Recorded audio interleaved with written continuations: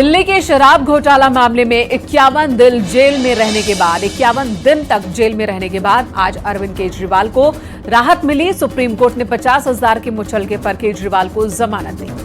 जमानत देते हुए केजरीवाल के सामने कोर्ट ने 6 शर्तें रखी हैं। जमानत देते हुए सुप्रीम कोर्ट ने कहा कि अरविंद केजरीवाल इस दौरान मुख्यमंत्री कार्यालय नहीं जाएंगे। जमानत पर रहने के दौरान कोई फाइल साइन नहीं करेंगे। साथ ही शराब केस में अरविंद केजरीवाल बात नहीं करेंगे। वहीं किसी गवाह से संपर्क करने की कोशिश भी नहीं करेंगे। और सबसे जरूरी हिदायत कि केस से जुड़ी सरकार फाइल वो नहीं देख सकेंगे। वैसे सुप्रीम कोर्ट की तरफ से चुनाव प्रचार में किसी तरह की कोई पाबंदी नहीं लगाई गई है। यानी वो लोकसभा चुनाव में पूरी तरह से एक्टिव रहने वाले हैं। अगर इन दोनों तस्वीरों को देखें तो पहली तस्वीर तब की है जब अरविंद केजरीवाल गिरफ्तार हुए थे। ये 2 तस्वीरें आपको दिखा रहे हैं। 21 मार्च को गिरफ्तारी हुई थी। वहीं दूसरी तस्वीर आज की है और 51 दिन बाद वो बाहर आए हैं, जिसमें उनका जोश काफी हाई दिखा है। ये तस्वीर हम आपको दिखा रहे हैं।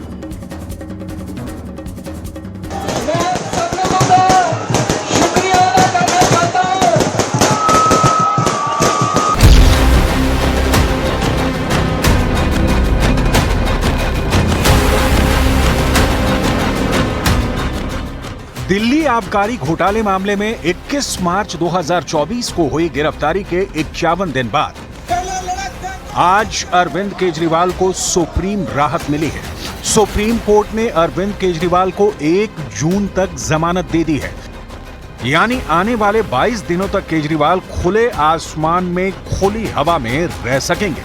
जमानत के साथ सुप्रीम कोर्ट ने चुनाव प्रचार में किसी तरह की कोई शर्त भी नहीं रखी है। कोर्ट ने कहा कि अरविंद केजरीवाल जी को 20 दिन के लिए इंटरिम बेल दी जा रही है 2 जून तक।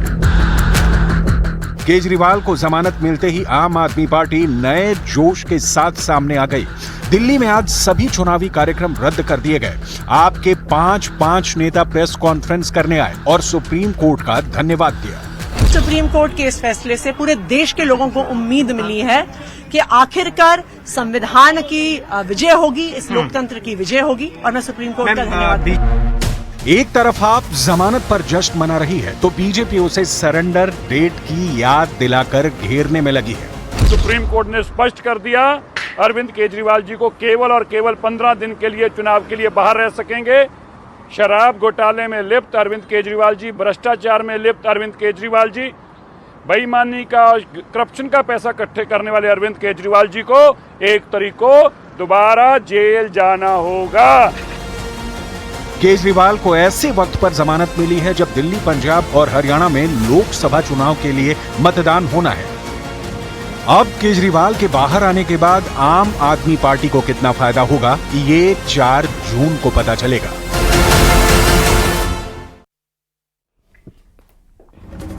उत्तर प्रदेश में अब तक 26 सीटों पर चुनाव हो चुके हैं। बाकी 54 सीटों के लिए बीजेपी विशेष प्लान के साथ मैदान में है। पार्टी के अध्यक्ष जेपी नड्डा ने कार्यकर्ताओं को निर्देश देते हुए कहा कि बाकी बची सीटों पर टीम तैयार कर वोटर्स को जोड़ने की कोशिश करें। और इसके साथ ही अगले 20 दिनों का चुनावी अभियान भी सेट हो चुका है। अगले 15 दिनों में विधानसभा स्तर पर जनसभाएं होने वाली हैं। अवध क्षेत्र में मोदी की 4 रैलियां और 2 रोड शो प्रस्तावित हैं। अगले चरणों में मोदी की 10 से ज्यादा रैलियां होने वाली हैं। तो वहीं अमित शाह और सीएम योगी की ताबड़तोड़ रैली भी पहले से तय है। यानी बीजेपी अब बाकी चरण के लिए पूरी तरह से तैयार है। इसी पर दिखाते हैं आपको ये रिपोर्ट।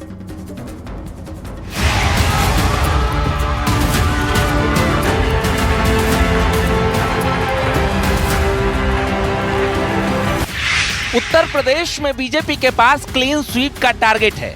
80 में 80 सीट जीतने का लक्ष्य है और इस लक्ष्य को हासिल करने के लिए बीजेपी कोई कसर नहीं छोड़ रही। चाहे सीएम योगी की ताबड़तोड़ रैली हो, अमित शाह और जेपी नड्डा की चुनावी जनसभाएं या फिर पीएम मोदी का रोड शो।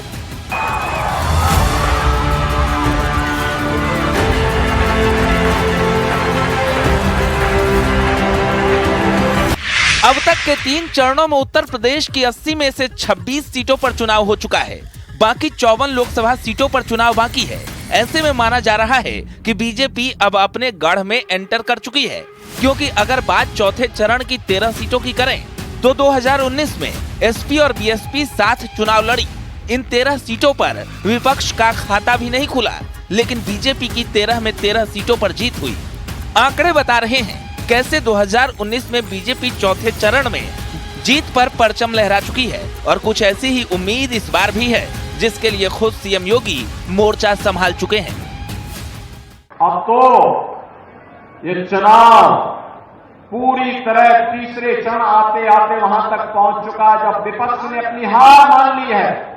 कांग्रेस, सपा, बसपा सबने अपनी हार एक प्रकार की स्वीकार कर ली है और अब वे भगवान राम के ऊपर ही टिप्पणी करने लग गए। कोई कहता राम मंदिर बेकार बना, कोई कहता कि भारत को राम मंदिर से क्या लाभ हुआ। कांग्रेस के वक्तव्य है, समाजवादी पार्टी का वक्तव्य है कि राम मंदिर बेकार बना। अरे आतंकवादियों की पैरवी करने वालों, तुम्हें तो राम मंदिर बुरा ही लगेगा। और गरीब लोग इस भारत में गरीबी रेखा से बाहर आ गए। आज गोरखपुर की देवतुल जनता का आशीर्वाद है, पूज्य महाराज जी मोदी जी का आशीर्वाद है कि मंदिर की सीट दोबारा मंदिर में इस नामांकन के बाद ऐतिहासिक प्रचंड वोटों के साथ जा रही है। पिछली बार के सभी रिकॉर्ड टूटने वाले हैं। इन सब के अलावा बीजेपी ने माइक्रो लेवल पर भी तैयारियां शुरू कर दी है, ताकि बची तमाम 54 सीटों पर भगवा लहराया जा सके।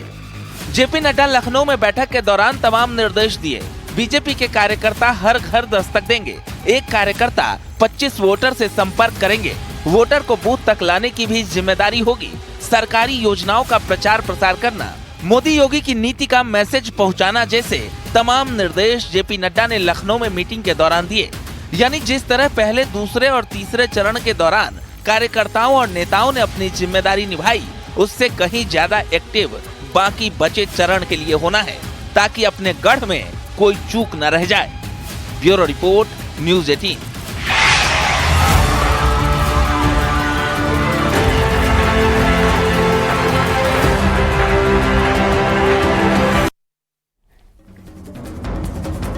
चलिए बात करेंगे दो लड़कों की जोड़ी की। 7 साल बाद यूपी में फिर एक पुराना सीन दोहराया गया। आज कन्नौज यानी कि जहां से अखिलेश यादव चुनाव लड़ रहे हैं, वहां पर राहुल गांधी प्रचार करने पहुंचे और इस चुनाव प्रचार की सबसे बड़ी बात यह है कि यहां पर अखिलेश यादव की प्रतिष्ठा दांव पर लगी है, क्योंकि उनकी पत्नी डिंपल यादव इसी सीट पर 2019 में चुनाव हार गई थी और ऐसे में राहुल गांधी भी अब दोस्ती का फर्ज निभाते हुए अखिलेश यादव के लिए वोट मांग रहे हैं।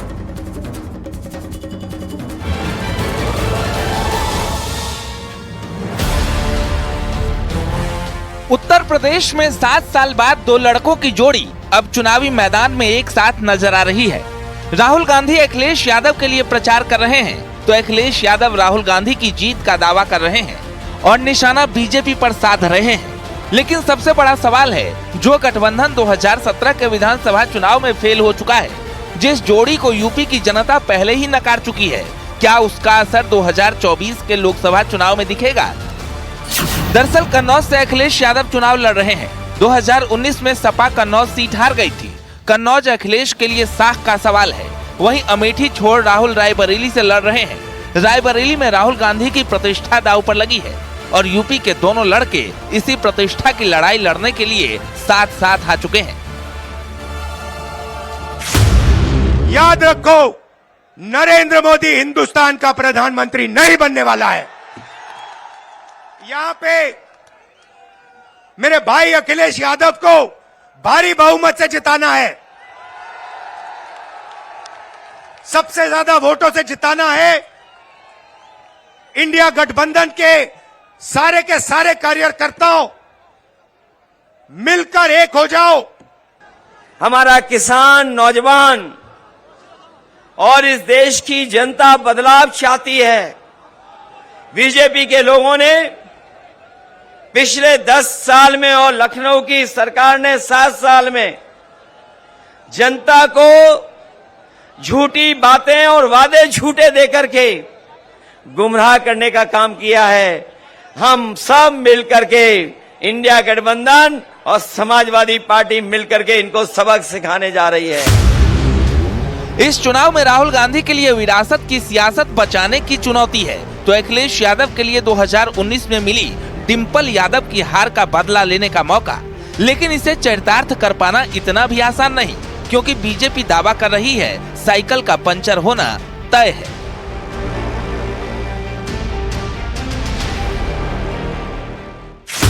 अखिलेश यादव जी कन्नौज से हार रहे हैं और श्री राहुल गांधी जी रायबरेली से हार रहे हैं, और मैं आज कन्नौज जा भी रहा हूं। ये दोनों साथ निकलें चाहे अलग अलग निकलें, कमल खिल नेतृत्व वाली सरकार राशन दे रही है, कांग्रेस तो भाषण दे करके सारा राशन खा जाती है। अगर वोट प्रतिशत की बात करें तो इसका खेल काफी जटिल है।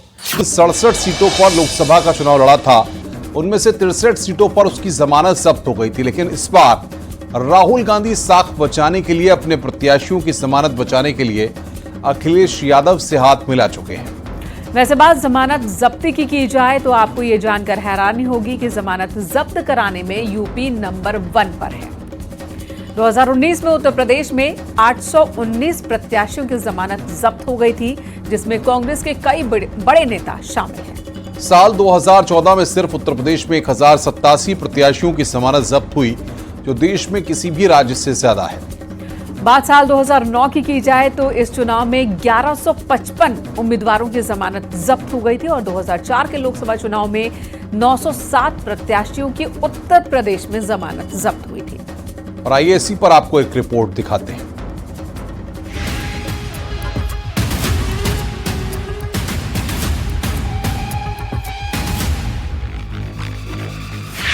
दिल्ली की गद्दी का रास्ता उत्तर प्रदेश से होकर जाता है। उसी उत्तर प्रदेश में अपनी जमानत बचाने के लिए कांग्रेस समाजवादी पार्टी से हाथ मिला चुकी है, क्योंकि 2019 के चुनाव में कांग्रेस 67 सीटों पर चुनाव लड़ी, उनमें से 63 सीटों पर उसकी जमानत जब्त हो गई थी। कांग्रेस के बड़े बड़े नेता चुनाव हार गए थे। कईयों को अपनी जमानत बचाने के लिए एड़ी चोटी का जोर लगाना पड़ा था। तो शाहजहांपुर में कांग्रेस प्रत्याशी को 2.93% वोट मिले और ब्रह्म स्वरूप सागर की जमानत जब्त हो गई। खीरी संसदीय सीट पर कांग्रेस प्रत्याशी को 8.11% वोट मिले, यहां जफर इकबाल की जमानत जब्त हो गई। दोहरहरा सीट पर कांग्रेस प्रत्याशी को 15.31% वोट मिले, यहां जितिन प्रसाद जमानत बचाने में असफल रहे।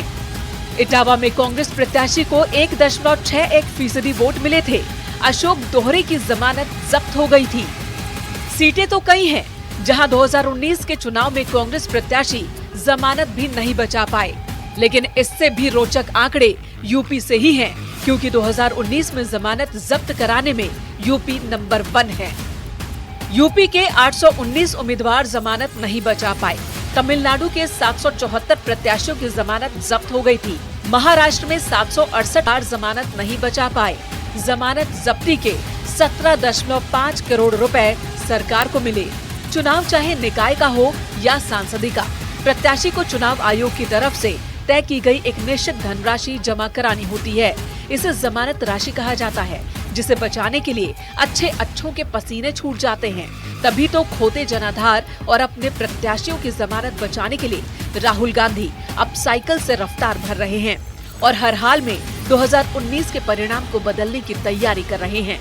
Bureau report, news 18।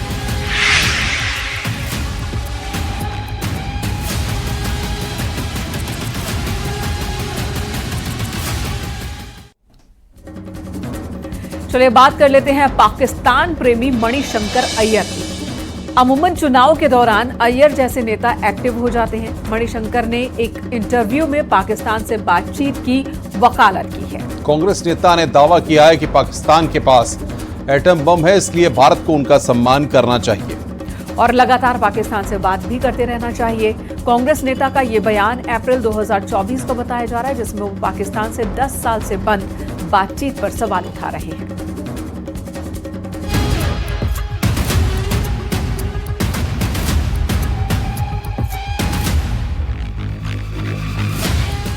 कांग्रेस के पाकिस्तान प्रेम का एक और नजराना।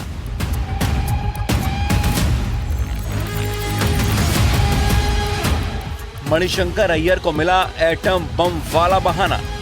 पाकिस्तान परस्त नीतियों पर बीजेपी का निशाना।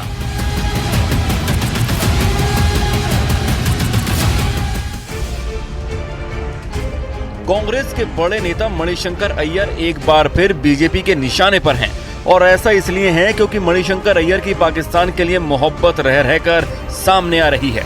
अप्रैल 2024 का वो इंटरव्यू देखिए जिसमें मणिशंकर अय्यर पाकिस्तान के लिए पलक पावड़े बिछाने की बात कर रहे हैं। और कोई भी पागल वहां आ जाए तो क्या होगा देश का? उनके एटम बॉम्ब है। हाँ, ये भी है। हाँ, हमारे पास है, लेकिन किसी पागल ने हमारे बम को लाहौर स्टेशन में फूटा तो 8 सेकंड के 8 पल के अंदर उसकी जो रेडियो एक्टिविटी है वो अमृतसर पहुंचेगी। ये भी है, इतना पास तो ऐसे बम वगैरह रखकर आप उसको इस्तेमाल करने का रोको। लेकिन यदि आपने उनसे बात की, उनको इज्जत अफजाया, तो तभी जाकर वो अपने बम के बारे में नहीं सोचेंगे। लेकिन आपको उनको ठुकरा दिया और बच्चे जैसे कुट्टी कहते रहे, तो कोई पागल वहां आ जाए वो बम निकाल ले और फिर क्या होगा? तो हमें समझना चाहिए कि दुनिया का विश्व गुरु बनना हो तो ये जरूरी है दिखाने के लिए कि जितना भी तीव्र हो हमारा समस्या पाकिस्तान के साथ, उसका हल निकालने के लिए हम मेहनत कर रहे हैं। मणिशंकर अय्यर पाकिस्तान को इज्जत देने की वकालत कर रहे हैं। जाहिर है मणिशंकर अय्यर की पाकिस्तान के लिए ये दिल लगी बीजेपी को अखर गई है। अब पूरा कांग्रेस का कुनबा बीजेपी के टारगेट पर है। ये कोई पहली बार नहीं है जब मणिशंकर अय्यर ने पाकिस्तान की तारीफ की। वो पहले फेज महोत्सव के दौरान लाहौर में हुए वेलकम पर अपना प्यार लुटा चुके हैं। यही वजह है कि बीजेपी उन्हें घेरने का कोई मौका नहीं छोड़ रही है। राहुल गांधी, कांग्रेस, मणिशंकर अय्यर पाकिस्तान की भाषा बोल रहे हैं, जो पाकिस्तान आज खाने को मुहताज है। हम यही कहेंगे, दोगली नीति कांग्रेस छोड़े। हिंदुस्तान इतनी ताकतवर है कि कोई आंख दिखाएगा तो पाकिस्तान भूगोल में दिखाई नहीं देगा। ये फारूक अब्दुल्ला की भाषा बोल रहे हैं, ये पाकिस्तान की भाषा बोल रहे हैं। ये कांग्रेस पार्टी पाकिस्तान की भाषा बोलता है, आतंकवादी की भाषा। अंकल मणिशंकर अय्यर जो पाकिस्तान भी गए थे एक बार पाकिस्तान से सहायता मांगने के लिए कि मोदी को हटाना है, अब वो किस प्रकार से पाकिस्तान के ताकत और मसल को दिखाते हैं कांग्रेस पार्टी की तरफ से।